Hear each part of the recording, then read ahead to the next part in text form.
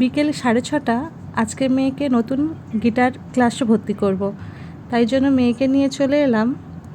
কিন্তু গিটার ক্লাসে ঢোকার আগে ম্যামের আসতে একটু দেরি ছিল, তাই জন্য ওদেরকে নিয়ে একটু পার্কে চলে এলাম। ওরা একটু দোলনা চড়ে নিল, তারপরে ম্যামকে ফোন করলাম, তো ম্যাম চলে এসেছে। তো ওদেরকে নিয়ে এবারে গিটার ক্লাসে চলে এলাম। স্যার ওদের দুই বন্ধুকে এখন গিটার শেখাচ্ছে, আর আমরা দুই মা এখন বসে আছি। গিটার শেখানো কমপ্লিট, এবার বাড়ির পথ ধরেছি। এই যে সবাই সামনে টুকটুক করে হেঁটে যাচ্ছে, আমি পেছনে ক্যামেরা করছি। রাস্তা প্রায়ই ফাঁকা, এখন রাত্রি 9টা বাজে। খুব খিদে পেয়েছে, সন্ধ্যে থেকে কিছুই খাওয়া হয়নি। বাড়িতে গিয়ে খুব তাড়াতাড়ি ভাত বসাতে হবে।